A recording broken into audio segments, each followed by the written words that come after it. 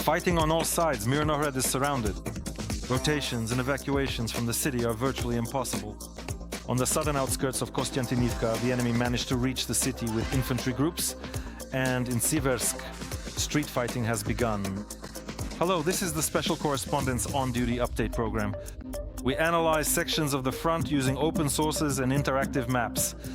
Our guest in the studio is Roman Pogorily, analyst and co-founder of the DeepState map. 208 guided aerial bombs and 4,128 shellings of our positions along the front in a single day. The number of combat engagements is constantly increasing, reaching 150 per day. The hottest spots are in the Pokrovsk and Alexandrivka directions.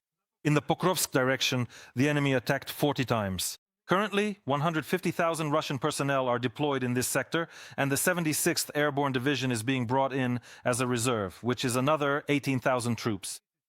In the Alexandrivka direction, the situation is difficult due to the enemy's advance in the areas of Verbove, Yehorivka and Alexandrivka. This is in the Dnipropetrovsk region. In the Huliapol direction, there were 15 combat engagements, but the enemy is on the outskirts of the city. Fighting is taking place in the southern and eastern parts. However, according to the General Staff, the line around the city has been stabilized. In the Lyman sector, the occupiers attacked 10 times. Heavy fighting in the area of Yampil to encircle from flanks, in the area of Drobyshev, pressing on Lyman. The situation around Kostyantynivka worsened.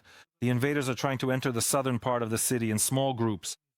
Near the city itself, the enemy carried out 16 offensive attacks near Pleshivka, Ruslan Yar, and Oleksandro Shultini.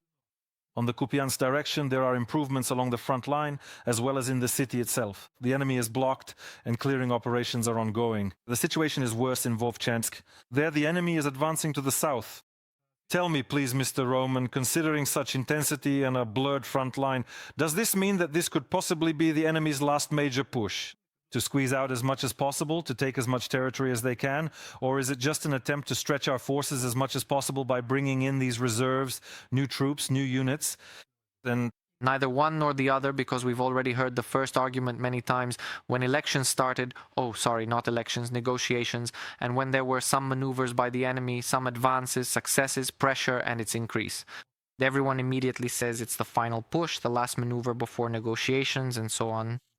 But they have their own deadlines, their own objectives, and they try to fulfill and stick to them. Accordingly, wherever they achieve success, they try to build on it. Wherever they have set objectives, they use their reserves there, as well as the overall forces involved, and just keep pushing. The war goes on.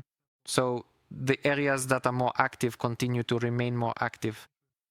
Where it is inactive, it remains inactive, and nothing changes. Units from 3 different Russian combined arms armies are operating in the Pokrovsk-Mirnohrad direction, the 23rd Combined Arms Army, the 51st, and the 41st. Moreover, in this sector, the enemy has deployed a territorial formation consisting of up to 7 motorized rifle regiments. The situation is difficult both around Pokrovsk and within the city itself. Enemy units from the 2nd and 41st Combined Arms Armies are currently amassing forces in the central southern area, in the southern and eastern parts of the city. If we look at the map, we can see Pokrovsk is now divided by red and gray areas. The gray zone is the northern part, specifically where our troops are resisting the enemy, who are trying to break through further north and link up with their attacking forces, advancing from Rodensky and Chervony Lyman. But let's go through everything step by step. Recently, a representative from the Security Service of Ukraine showed a video with the Ukrainian flag in the area of the Dynas neighborhood. So this is roughly the area where the Ukrainian flag was displayed. In fact, they confirmed that fighting is taking place in the northern part, although the red zone is expanding and there is no established front line. This is worth noting since the outlines of the battle formations are blurred and a lot depends on the flanking support of our units, because of this blurriness and the stretched out nature of the front, our units are forced to fight either encircled or in semi-encirclement. According to the Commander-in-Chief, Alexander Syrsky, our units are indeed holding positions. In the north, and even in the city center near the city council, our soldiers have been spotted. However, the enemy has an unlimited supply of forces and resources. The enemy is trying to push northward. We can clearly see that they are indeed trying to steadily proceed along the main highway, and they are doing so in a quite determined manner. In particular, we can see that they are advancing towards Rodenske, heading for T0504. The enemy is also moving in the direction of Mirnohrad. If you look at the map, you can see that the enemy's direction from Sirozona has intensified towards Rodenske. T-05-15.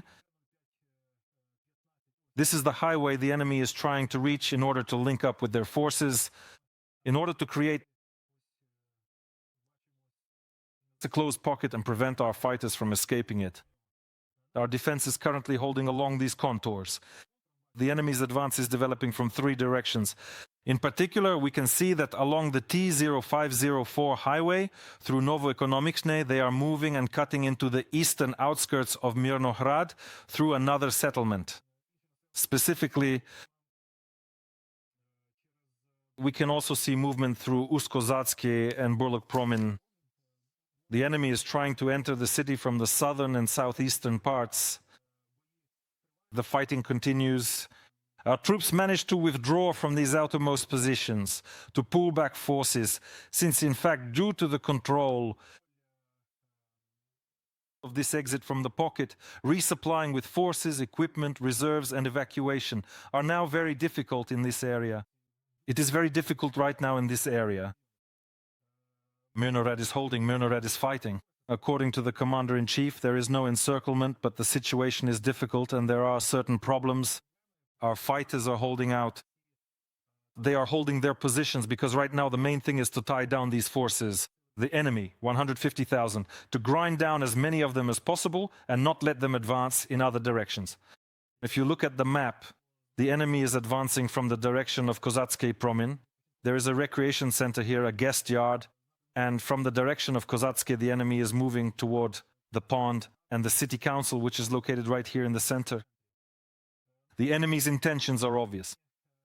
To effectively close off the strategic exit from this critical pocket, thereby blocking our advancing forces in a deliberate and calculated order, let's say, to completely encircle us and thoroughly level their entire section of the front, and then subsequently move much further north on the detailed map. Right now, our units are fighting in extremely difficult conditions under constant assaults by enemy infantry and aerial bombings by KIBs. We have the opportunity to learn about the situation in Mirnohrad from the head of the communications department of the 38th Separate Marine Brigade, Miroslav Krivorushko. Let me remind our viewers about the fundraiser for the Marines. It is very important. This is a fundraiser for a vehicle. All of us together can help, so please join in. The details are on your screens. Greetings to you, Mr. Miroslav. Hello. Thank you for joining us. Joined us. Thank you for your work and for your guys who are holding the line in Mirnohrad right now in such a difficult situation. Please tell us, how difficult is the situation now in Mirnohrad and the surrounding areas? Besides the reports from conversations and from what you see on the ground directly. First of all, thank you for your concern. The situation in Mirnohrad and its outskirts remains very tense. The enemy is constantly trying to increase the pressure, launching assaults both in the city and on the flanks, while simultaneously trying to complicate logistics. Rotation is possible, but the opportunities are very limited. Due to enemy fire control and their infiltration into rear areas, every such operation requires extremely detailed planning and support. However, despite the difficulties, rotations are carried out, but the pace depends heavily on the situation and the risks involved, on the routes. Please tell us, we know and see on the maps, I understand these are interactive maps, about enemy infiltration in the southern and southeastern parts. What tactics is the enemy using now? Is this infiltration being carried out by small groups, or are they already using, let's say, vehicles to penetrate? The main focus is, of course, infiltration by small assault groups. They are constantly trying to find gaps between positions, move through in small numbers, entrench themselves in buildings, and create pressure points deep within the defense. Armored vehicles are used locally, mainly as support from a distance or to operate on the approaches to the city. In urban conditions, however, their actions are limited, since the risk and losses of equipment are significant for them. And the main emphasis is precisely on infantry groups, which operate constantly and in waves. What is the situation with Kabis and drones? Recently, a video was released showing the occupiers actually dropping a 3-ton bomb on the city. How much more frequent have these airstrikes become now? And how difficult is it for our guys to hold the defense under such conditions? The fact is that the enemy is actively using aerial weapons, including Kabis of various modifications. Strikes on the city and surrounding areas are regular, especially in areas where the enemy is trying to break through our defenses or destroy supply routes. As for drones, the intensity is very high. The enemy is using both FPV and reconnaissance platforms, as well as fiber optic drones trying to conduct reconnaissance despite our countermeasures. The video showing a strike with a heavy munition, including those weighing over a ton, matches the enemy's typical actions. They really do use large aerial bombs to strike fortified areas and urban neighborhoods. Such strikes have significant destructive power, but they do not change the overall tactics. The enemy continues to try to combine massive strikes with the advance of infantry groups. We lost power for a second. It's okay. What's the situation with the power? Are we getting shut off like this often now, with all these strikes, shelling, and this offensive? Just like everywhere else across the entire nation of Ukraine, there are absolutely no exceptions whatsoever for any particular region as far as my personal understanding goes, because I consistently keep in very close touch with all of my beloved relatives who reside in various other cities. And the overall situation is pretty much exactly the same everywhere without any significant differences. Thank you, Mikhailo Miroslavovich. Let me remind you, Miroslav Krivorushko, the press officer of the 38th Separate Marine Brigade, which is currently defending Mirnohrad, was telling us about the situation in Mirnohrad. Let me remind you about the fundraiser for vehicles for the Marines. The details are on your screens. Please join in. Tell me, please, returning to the situation in Mirnohrad, in your opinion, is that stretch of just a few hundred meters what could save our guys so that they can get out of Mirnohrad? It needs to be held at all costs right now. What exactly needs to be done to prevent the enemy forces advancing, for example, along the lower line and from Rodenske, from joining up? First and foremost, it's necessary to understand the risks and consequences that could arise in this situation, because there is a certain message from the command that if Mirnohrad is taken, then Pokrovsk will be encircled and it will be directly under threat.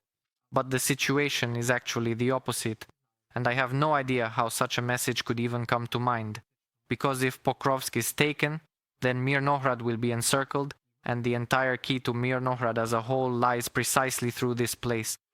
Pokrovsk cannot be encircled a priori, because fighting is already taking place there, and it is already half, or rather for the most part, under control of the enemy. And now it is important to understand that the tactics chosen by our command directly on the ground in this area, or by the higher military leadership, they must realize that they bear great responsibility. When speaking with the soldiers who are holding the Mirnohrad and Pokrovsk area, they are being tasked with additionally holding this narrow strip in the area of Rivne-Svitli between Rodinsky and Pokrovsk, with which they themselves admit, frankly, they are not coping very well. And there, additional forces are needed, so to speak, to hold this area. Because even after the latest changes on the map, you can see that the entire southern part, essentially from Pokrovsk, and from that same Mirnohrad, it remains under enemy control, and they simply have, in quotes, so to speak, an endless ability to send their infantry there. We constantly hear about clearing operations, flag raisings on our side, these symbolic acts, and so on. But this doesn't solve the problem or the task just by clearing out certain areas, because if you drive them out of one place, they'll pop up in another, then a third, then a fourth. And to see this distorted concept and to show it on their maps from the general staff that the whole of Pokrovsk supposedly doesn't even have a gray zone, it's strange, it's laughable, and unfortunately, it's a shame in front of the fighters themselves, because here you really have to give credit to the soldiers. The 38th Brigade with whom we just spoke, they are holding the city and are simply giving their last strength, because from that circle we showed the enemy is coming out literally from all sides. And how all this will end is absolutely unknown. In your opinion, did we underestimate the enemy forces regarding Mirnohrad, allowing such preconditions to be created? We underestimated our own problems, which at a certain point we chose to ignore, because at some moment, without going into details, someone believed one brigade commander, someone else believed the reports, and so on. And without verifying the information, without delving into the real state of affairs, we simply made a mistake. A problem arose, not just arose, but actually started to escalate. And then what happened. There have always been a lot of enemy forces there. Everyone knew about it. They knew their goals, their objectives, how they operate, that there was a 100,000 strong group there and that it would grow, and about the redeployments. Everyone knew everything. So the assessment of the enemy was always at the highest level, but for some reason no one wants to notice the internal problems. Chasiv Yar turned out to be a tough nut for the enemy. Despite the triumphant statements about capturing the city, thanks to the armed forces of Ukraine, the enemy cannot advance in this area. The defenders of Ukraine are managing to hold back the occupiers. Although the northern part of Chasiv Yar, if you look at it now, is, so to speak, in the gray zone for the enemy, here they have not managed to break through our defenses. The enemy is stuck in one of the neighborhoods called Novopivnichnaya. If you look at the map, you can see it. So in fact, they are trying to advance. For the past few months, they have not been able to bypass this neighborhood. The Dniprovsky Pond in order to flank us. Fighting is taking place both from the flanks and head-on. The enemy is trying to press on this area near the Dniprovsky Pond. They are also trying to put pressure on two neighborhoods, the Shevchenko neighborhood and workshop number 2. However, they have not made any advances here either. The enemy is also trying to move in parallel from the occupied Ivanivsky towards Stupochki along the T0504 highway. They are deploying units. Storm Z, as well as paratroopers from the 82nd and the Rifle Brigade, are also being deployed. But judging by the intensity and their movements, we can say that our guys are holding the line here. They've basically gotten stuck, and now the enemy is looking for opportunities, for gaps where they can focus their efforts. We do have some minor issues. In the north, at the junction of two brigades, on the enemy's side near Maiske, there has been some movement. Their intention is clearly aimed at Drushkivka. We also observe the evolving situation in the immediate vicinity of Kostiantynivka itself, carefully monitoring all developments. It has worsened, however, according to the military and the general staff. It remains under control. If you look at the map, you can see that the enemy managed to advance from Alexander Shultain to the southern outskirts of Kostiantynivka with the forces of the 78th Akhmat Regiment and the 1194th Regiment. These are the two regiments that have focused their efforts on the southern outskirts of Kostiantynivka. We can't say that there is a large number of enemy forces on the southern outskirts. However, we are talking about the fact that they manage to advance in small groups. At the moment, this number fluctuates because they are constantly being killed, but up to 20 men manage to infiltrate the city and gain a foothold. They try to hide, avoid engaging in local battles with our units so as not to reveal themselves. They are waiting for reinforcements. We also clearly see that the enemy is actively trying to move from the gray zone of Stupochki, specifically towards the Kostiantynivka area in order to meet up with their waiting units and consolidate their positions. As for Ivanopilia, which is strategically important and located to the south-southwest, we see that our defense here is exceptionally robust and well prepared. The enemy is trying to advance towards Ivanopilia. However, they are unsuccessful. Movement here is difficult, and they are shifting to the right because they cannot break through our defensive strong point.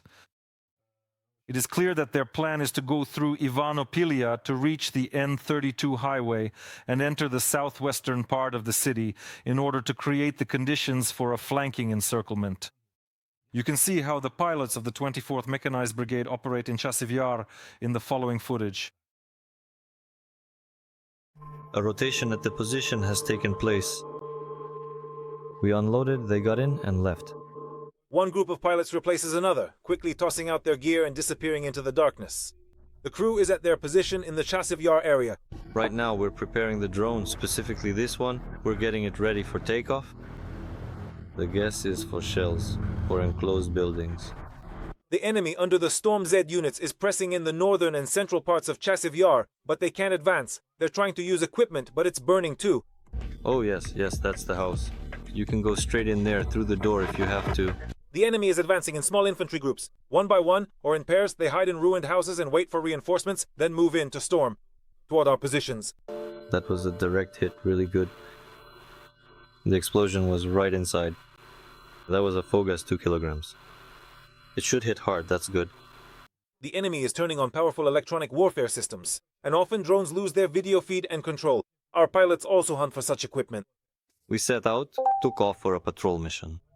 And the patrol was successful. In addition to searching for enemy targets in the city, our pilots act as a delivery service for their infantrymen. Right now a package is being prepared. It will be dropped from the sky. This is the only way to deliver food and water to their brothers in arms. We took off over Ombra, and I brought my guys some refreshing water, a few cigarettes, and some delightful treats. Despite all their propaganda claims and the hanging of rags, the enemy still hasn't captured Chasiv Yar. Even the elite Russian paratroopers from the 98th Airborne Division didn't help, as our infantry tore them apart in the streets of the city. Chasiv Yar is holding on because it's the direction toward Kostyantynivka. Ruslan Yarmolyuk, SpetsCor, Marathon, United News. We can ask directly about what is happening now in the Kostiantynivka area and in the city itself to the press officer of the 28th Separate Mechanized Brigade named after the Knights of the Winter Campaign, Yevgenia Alkimova. The units of this brigade are holding the defense near the city and in the city itself. Zhenya, hello? Hello to you. Zhenya, please tell us how difficult is the situation right now? Is it still possible to enter the city? We see the videos you post, so many drones, it looks really tough. So we can still get into the city, right? Is there still a chance? It's still possible to get in, but it's better to do it when the weather is bad. But for the most part, it's logistics, on foot or using NRK. You can get in, but it's really a lottery. Right now, there are a lot of destroyed vehicles along the way. Even walking is pretty difficult. Drones, artillery, and the carousel are just constantly working. If they spot any troop movement somewhere, something immediately flies out there. Have you managed to encounter any civilians? How many are still left in the city? What did you see? There are actually a lot of civilians. While moving literally up to the position, sometimes we're honestly surprised by how many people are still there. It's literally ruins, high-rise buildings, and people come out of the basements. Some are gathering firewood, others are hauling water. There's still some civilian life there, even though the city already looks completely devastated, with certain districts just wiped out entirely. What's the main type of weapon the enemy is using? Are they bombing, destroying from the air with glide bombs, or is it mostly artillery and FPV drones? Overall, there are actually a lot of glide bombs being used. Some districts are completely destroyed by glide bombs. If they spot any movement, they use artillery and drones in a carousel in combination. They don't let the units leave their shelters, and as soon as they try, drones start flying in. Plus, they act the same way when it comes to movement. They try to block any movement if they spot it. Tell me, please, how is the enemy behaving on the outskirts leading into the city? We know they've run up against your defensive line, can't break through, and are trying to bypass it further east. So, with what kind of forces is the enemy advancing right now? Are these large groups or small groups? Are they well-trained fighters or newly mobilized soldiers? What have you managed to find out? In the area of responsibility of the brigade, we're mostly near Ivanopilia. Our positions are stable. We've been holding them for quite a while now, and successfully. They don't use any vehicles at all. The most they use is a motorcycle, and that's just for logistics. Although lately they've started using more carts for logistics because we've hit them pretty hard and their capabilities have also been reduced. This is the 4th Motorized Rifle Brigade now. There's a pretty serious brigade operating there, but we've really bled them dry. And now, more than that, just 2 to 3 people. They don't even try to get through or approach our positions because anything more than that just gets destroyed long before it even gets close. That's why they don't use any vehicles except motorcycles, and they try to infiltrate in small infantry groups, but we don't let them through. Thank you, my friend. The press officer of the 28th Mechanized Brigade, named after the Knights of the Winter Campaign, told us about what is happening in the area of Kostyantynivka and in the city itself. Yevgeny Alkimov, Roman, in your opinion, please tell us. We are facing the same problem. The evacuation of the city's residents should have been mandatory, so that they wouldn't get in our way, and so the enemy couldn't disguise themselves in civilian clothes. And now this situation, which has already happened in other cities, is starting to repeat itself in Kostyantynivka in the southern districts. When the enemy starts infiltrating in small groups, disguising themselves as civilians. It's quite a difficult issue. I remember we discussed with you the Yampilivka and Kupiansk areas where there were also problems with the civilian population.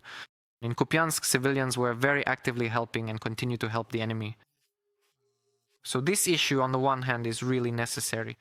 It is necessary to evacuate the civilian population so they don't interfere with the work of our armed forces, because even while they have to focus on defense, on themselves, on killing and destroying the enemy, they also have to take care of and think about ordinary people, civilians, their safety, which is a hindrance. The second issue is the threat to the lives of civilians or injuries, and then the military have to risk themselves to evacuate, to save, to help, and so on. And of course, there's also the possibility that the enemy could take advantage of this help or simply disguise themselves as civilians because they are there, they exist, and can blend in among them. That's why it's important, but on the other hand, we have to understand that this is a rather difficult issue for the people who are there. If we force them to leave their homes, some people are ready to give their lives just to stay with what they have built up, so they deserve decent conditions. I always say this and will keep saying it so that they can stay in the rear. Because we have many cases where people arrived, received no help at all, and returned to the occupied territories, especially in the southern part of our country. So it is possible and necessary to demand this from them, but still, at the same time, it is necessary to give back so that they feel help and support. Otherwise, their aggression, their resentment, and their return or their unwillingness to leave are completely justified. In your considered opinion, Kostyantynivka, why is this particular city now so significantly targeted by enemy groups with attempts to advance from three directions, from Pashivka, from Yabunivka, from that same Chasiv Yar, trying to pull out Kostyantynivka? Why Kostyantynivka? Why is this city so important to them? Initially, it was Chasiv Yar that was in this area. And by the way, at the peak moment when their paratroopers were stationed there, we held out, we remember, entire columns. Not just a dozen vehicles, but many more, pushing forward. And we held Chasiv Yar. We are still holding part of it, we are managing to do so. This is a very important settlement, and the elevation around it is significant.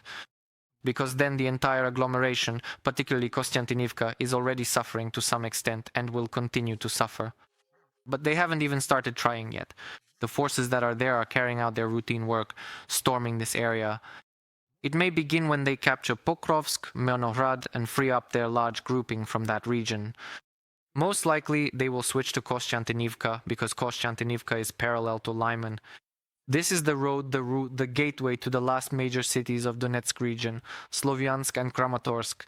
Accordingly, they are already trying to open up Lyman for themselves. And Kostyantynivka is the next gateway to access that entire area. That's why it's a very important city for holding on to the remaining parts of Donetsk region. The enemy had prepared in advance for their offensive on Siversk. The city has been practically destroyed by air-dropped bombs and tube artillery. Siversk, which had held out for 4 years, is now in a difficult situation. If you look at the map, you can see that it has grown. The red zone has expanded and the gray zone around Siversk has also grown due to successful advances by units of the enemy's 25th Combined Arms Army from the north in the area from Yampil to the Siversky Donets. If you look, you can see these directions, and you can see that the enemy has already effectively crossed in the area of Dronivka. The Siversky Donets has a history. These are heavy preconditions for flanking strikes on the city of Siversk itself.